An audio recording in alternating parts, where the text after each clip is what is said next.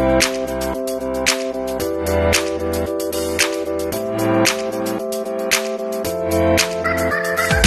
guys, welcome back to my YouTube channel, and welcome if it's your first time here. My name is Ruth Key and I'm back again with another story time, guys. I know you guys are enjoying these stories, and I'm afraid maybe sometimes they will reach a time then you guys are going to start judging me, but I enjoy sharing the stories with you guys as well, because someone is going to learn from my experience, you know. So today I'm going to tell you why I used to hate African men. I used to hate black guys. You know, there was a time that I was anti-black. I was not dating any black guy. I was not entertaining any black guy. And I'm going to tell you a story and you're going to find out why. Maybe I had stopped liking them. And just a disclaimer, guys, I ended up loving them, and I'm married to an African one, and from my home country, from Kenya. So it was just an experience. So let me share with you the story before I start. Like, you know, don't mind my makeup, guys. Don't mind my makeup. I know I'm looking terrible, but don't mind my makeup. Anyway, if you have not subscribed to my channel, please subscribe. And I have so many things going on here. This is a home where you're going to find something which is going to entertain you. It doesn't matter if you're a guy or a woman. You're going to find something that you're going to love in this channel. So consider subscribing. Hit on the notification bell so that you can be notified every time I put up a new video. So guys, it was back in 2009, and I was dating this guy. I remember when we met in a club, dancing, and I was liking it. I didn't even see how he looked. So I turned and we connected, we exchanged numbers, and that's how we ended up together. He lost his phone, so we stayed for a week without talking. And then the next weekend, because I was this young lady going to the club almost every weekend, we met again, and he gave me the story of losing his phone. That's why he could not contact me, blah blah blah. And he had a new phone, so he took my number again and we started chatting again. So we dated for almost 1 year, and he was having plans to move abroad, and I was having plans to move abroad as well. He happened to travel before me, 6 months before me, and when he traveled, it was all good. We could talk every day through Skype, we could talk through the phone. It was like a normal relationship, normal long distance relationship. And this happened after 6 months. He came back, and this is where everything went sour. So he came back to Kenya, and to me everything seemed normal, but to everyone else out there, everything was not normal. So he came, but he was so hyped with the boys thing. He was almost going out every day with the boys, my boys. And the Ruth that I was, the nice Ruth that was in me, understood, and I was like, it's okay, you go have fun.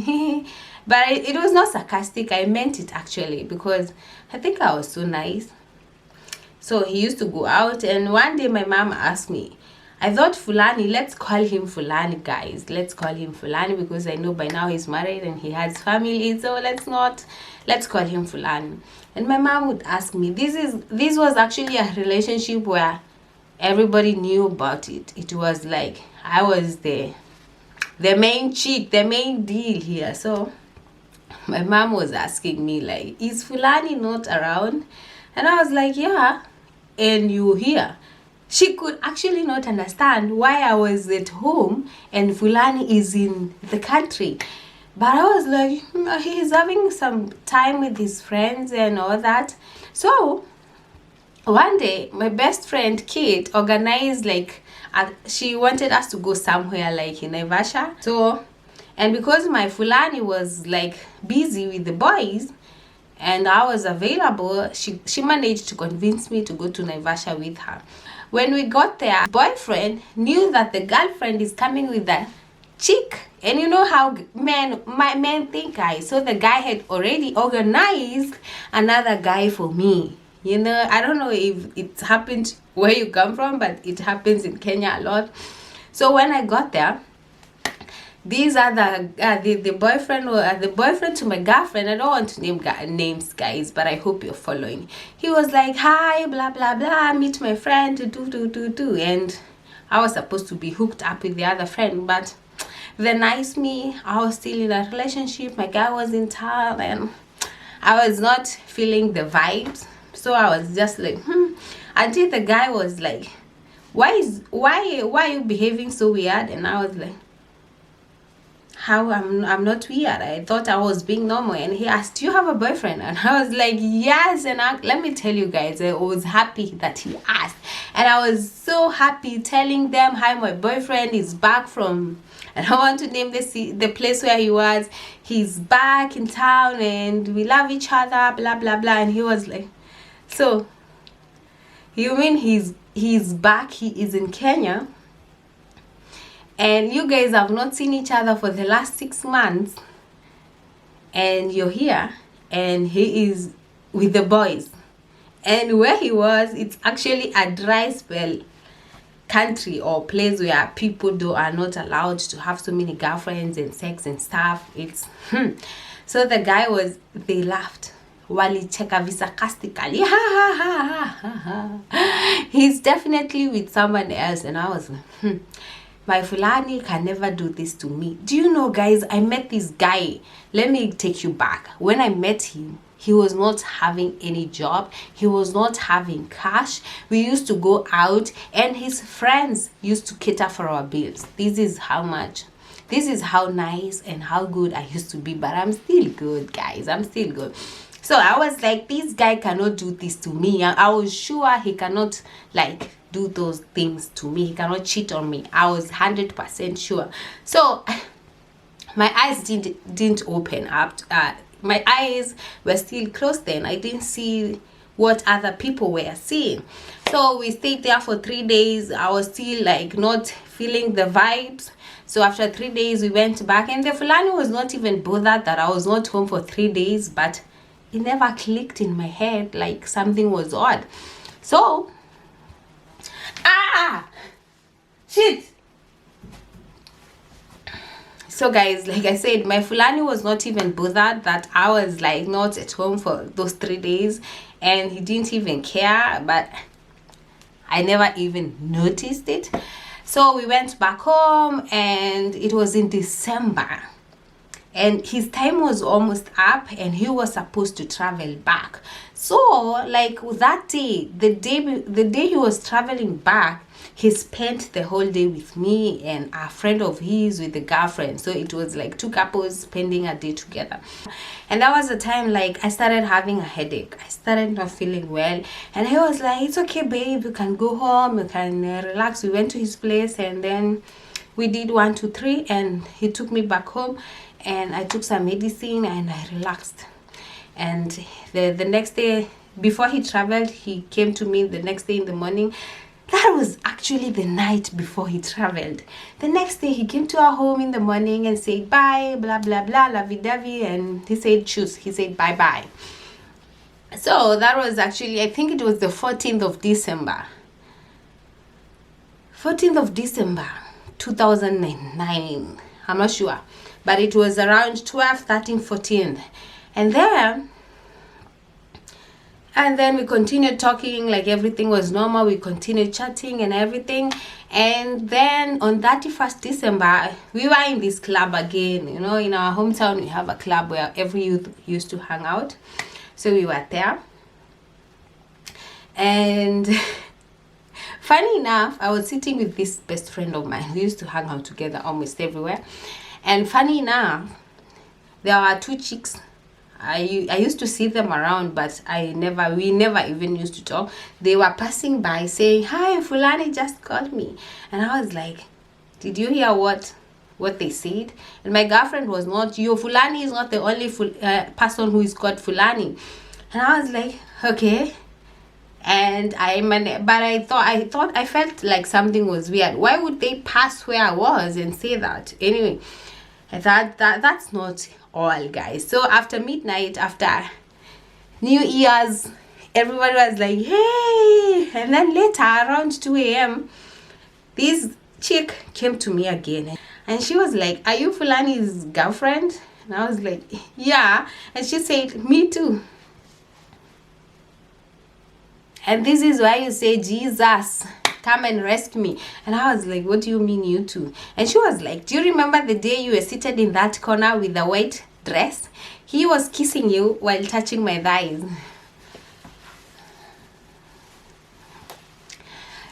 Can you feel me, guys?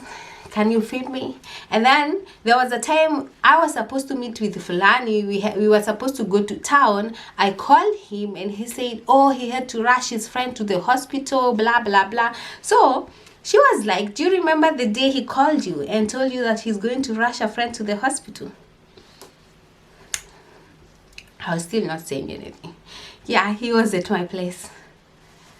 Guys, can you feel me, guys? Can you feel me? At that moment, I'm still like relaxed. You know, I was not sober. Those were my drinking days. I was actually thinking I was in a movie, or I was sleeping, and it's the time I was waking up. And that was not all. There was a time we were supposed to meet at 9 a.m. to open a joint account at the bank, Family Bank, Ruiru. Kama unajua Ruiru Family Bank there. So I went there and I was waiting for my guy, for Fulani to show up. So I went there. I was there at 9. I called him and he was like, sorry babe, something came up. And I was like, why couldn't you tell me earlier before and the lady was like, yeah, do you remember the day you guys were supposed to meet at Family Bank? He was at my place. And to make even the matter worse, she was like trying to show me like she was winning, you know.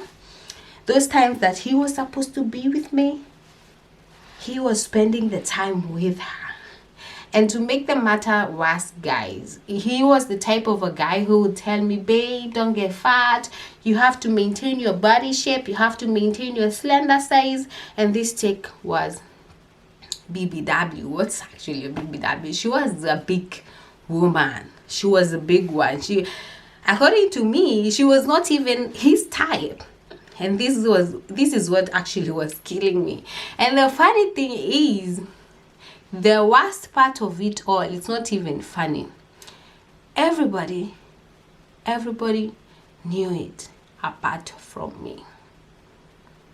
Everybody, you know, where everybody knows you're the main chick, but they happen to know that your guy is like messing up and nobody tells you. This is what was happening, and I felt so bad because he was not even there for me to confront him. And the worst part of it all is like, you know, asking him, and he was denying everything. He was saying no. This chick even said like the guy was paying for her university, something like that. And I was like, Jesus, touch me, Jesus.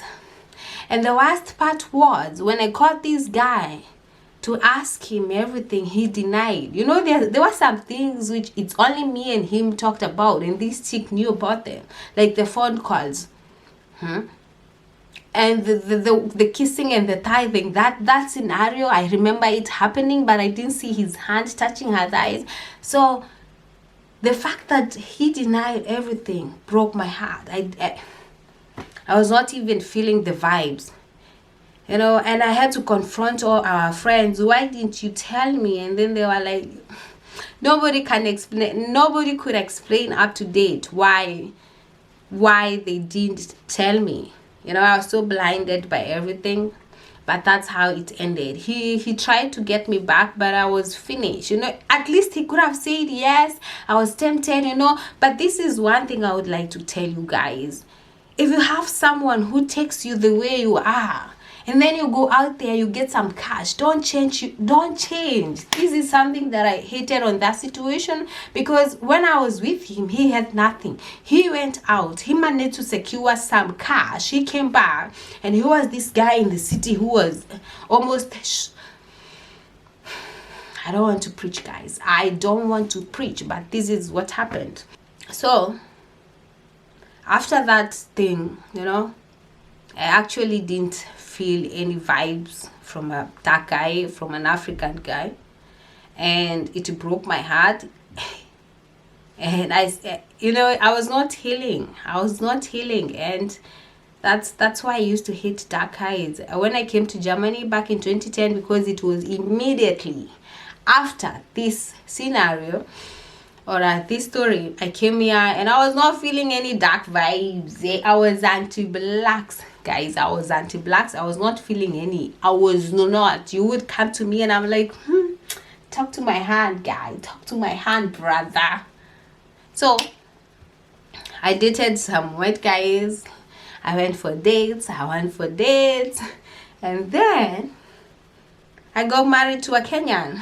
This is funny, but if you want me, guys, to give you a story how I ended up getting married to a Kenyan after being anti-black for a while, I'll do that, guys. I'll do that in another video. Thank you so much, guys. I hope you enjoyed.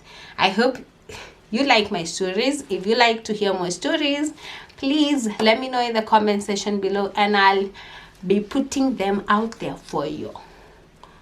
So thank you so much. Subscribe, guys. Support a sister. Peace.